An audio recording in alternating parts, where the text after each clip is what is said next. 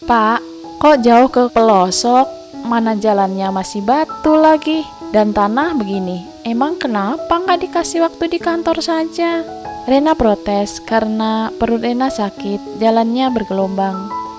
Teman bapak yang ini sudah pensiun nah, jadi harus diantar ke rumahnya. Memang rumahnya ada di perbatasan kecamatan dan jauh dari jalan raya. Kamu harus bersyukur rumah kita jalannya sudah aspal. Bapak Muklisin mengingatkan Rena. Iya pak, maaf. Alhamdulillah. Mereka pun mengantar beberapa undangan di kampung tersebut. Jam sudah menunjukkan pukul 13. Motor Bapak Mukhlisin memasuki halaman SD di kecamatan yang berbeda. Tiba-tiba ada orang lari tergopoh-gopoh menuju mereka. Ada yang bisa saya bantu, Pak? Setelah Bapak Mukhlisin memarkirkan motornya, mau ketemu sama Pak Sis, ada nggak? Dia menjawab dengan sopan. Ada, Bapak Kepala Sekolah ada di kantor, jawabnya dan mengantarkan mereka ke ruang kepala sekolah.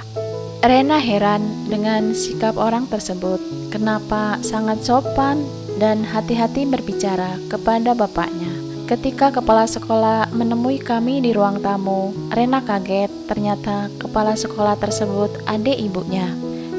Ternyata Mas Mukhlisin yang datang, kirain siapa? Balik sis, Rena ikut tersenyum. Ini si Rena mau nikah hari Kamis nanti. Ini undangannya. Tadi mampir ke rumah, katanya kau masih di sekolahan. Ngapain saja, belum pulang? Pak Mukhlisin menyerahkan beberapa undangan ke Lisis. Sekalian nanti kamu kasih ke kepala sekolah yang lain, yang dekat dengan saya ketika saya dinas di kecamatan ini. Penjelasan Pak Mukhlisin, kamu mau nikah nah? Selamat ya, makasih Le. Masih ada yang harus dikerjakan mas, biar esok pagi mengerjakan yang lain. Oh iya mas, Pak Heri tadi gugup melihat ada pengawas datang, soalnya guru-guru sudah pulang semua, cuma tinggal kita berdua. Mana sekolahan kotor, halamannya tidak bersih, takut pengawas ngasih nilai kurang.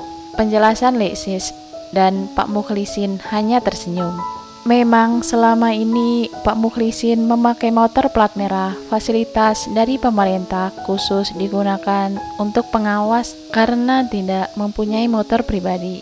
Begitulah PNS zaman dahulu, berbeda dengan PNS zaman sekarang yang gajinya besar dan tunjangannya pun banyak. Hari H-1, kesibukan di Tasikmalaya dimulai dari pagi. Semua peralatan dan bawaan ke pernikahan sudah dipersiapkan keluarga Norman. 2 jam sebelum kedatangan bis, banyak warga sudah berkumpul di pelataran masjid. Mungkin ada sekitar 100 orang yang sudah memakai baju rapi dan menggendong tas. Para warga tersebut ingin ikut rombongan pernikahan. Norman kebingungan. Bukannya mereka nggak jadi ikut ya?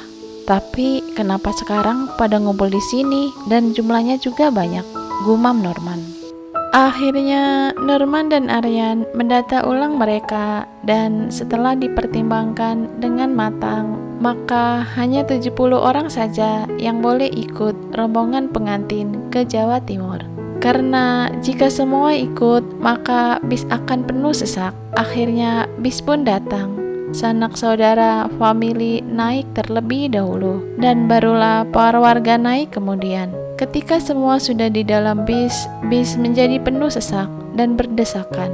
Yang tadinya tempat duduk jok untuk berdua diduduki 3 orang dan jok yang 3 ditempati 4 orang. Bahkan ada yang sampai gelar tikar juga di tengah-tengah. Warga yang lainnya yang tidak kebagian tempat duduk terpaksa harus pulang lagi ke rumah masing-masing dengan raut muka yang kecewa dan sedih. Ternyata di malam harinya para warga berdiskusi. Mereka merasa tidak enak. Masa ada pengantin jauh-jauh dari Tasikmalaya ke Jawa Timur hanya bawa sedikit orang. Akhirnya mereka ikut mengantar ke Jawa dan mereka berserah diri dengan penuh keyakinan lillahi ta'ala bahwa bis akan pulang tepat waktu sehingga warga masih sempat melakukan pencoblosan. Norman pun menangis haru karena gak nyangka akan diantar banyak orang ke pernikahannya. Sementara di Lamongan, di rumah Bapak Mukhlisin, H-1 dari pagi jam 5.30 sudah ramai tetangga datang untuk mendirikan tenda. Di samping rumah sudah ada Bapak Mudin, sebutan Ustadz di kampung Rena, yang sudah siap menyembelih satu kambing. Bu, buat apa sembelih kambing? Rena heran. Itu nah, mumpung ada duit, ada rezeki, kamu belum diakikah, jadi sekalian saja hari ini. Bu Mustika menjelaskan. Oh, Rena manggut-manggut. Ibu-ibu tetangga segera memasak kambing tersebut, dan jam 10 bapak-bapak yang mendirikan tenda sarapan bersama daging kambing. Tak lupa olahan kambing dibagikan ke tetangga semuanya hingga habis saat itu juga. Jam 14 ada SMS masuk ke HP Rena, ternyata dari Norman. Norman memberitahukan bahwa rombongan pengantin sudah berangkat dari Tasikmalaya menuju Lamongan. Rena tersenyum senang. Ya Allah, semoga mereka sampai di Lamongan dengan selamat. Amin, ya robbal alamin. Doa Rena. Rena bosan hanya duduk saja dari pagi. Rena ingin membantu, tapi tidak diizinkan semua orang. Pengantin gak boleh pegang apa-apa, cukup duduk manis, ngelihatin kita saja. Celoteh tetangga yang membantu. Iya, nah biar gak capek. Lagian besok kan menikah, biar fresh ketika sama suami. Canda bule Rena. Rena hanya diam saja, gak ngerti maksud bulenya, tapi semua orang yang lagi sibuk pada tertawa.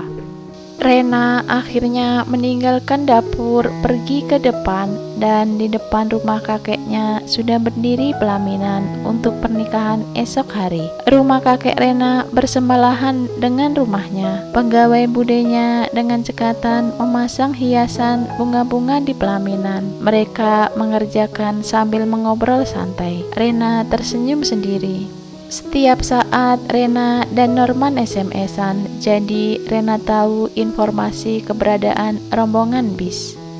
Di dalam bis penuh sesak penumpang, warga senang bisa ikut mengantar ke Jawa karena selama ini jika ada rombongan pengantin paling jauh ke Bandung. Baru kali ini mereka mengantar ke tempat yang jauh, yakni ke Jawa Timur. Memang sih lama perjalanannya, bahkan sangat lama bagi mereka yang tidak pernah melakukan perjalanan jauh. Bagi para warga yang selama ini hanya tinggal di kampung saja, gak kemana-mana dengan ikut mengantar, mereka punya pengalaman tersendiri. Mereka menganggap bahwa ini adalah perjalanan piknik yang jauh, meskipun harus merasakan lelah dan berdesakan di dalam bis. Hingga suatu ketika perjalanan sudah sampai di Jawa Tengah dan bis berhenti di SPBU untuk mengisi solar, dan ada pedagang menjajakan dagangannya masuk ke dalam bis. Brem, brem, brem, brem, teriak pedagang yang membawa dagangannya di kardus. Pedagang menjajakan sampai belakang dan kembali lagi ke depan. Brem, brem, brem, brem. Penumpang hanya dia melihat pedagang tersebut tanpa menyahuti atau membeli. Ketika bis berjalan kembali, dua orang kakek-kakek yang duduk di belakang Norman heran. Dengan memakai bahasa Sunda, mereka berbincang. Tahu nggak? Tadi itu jualan apa? Novel Islami, novel religi, kala cinta itu hadir. Bersambung ke bab selanjutnya.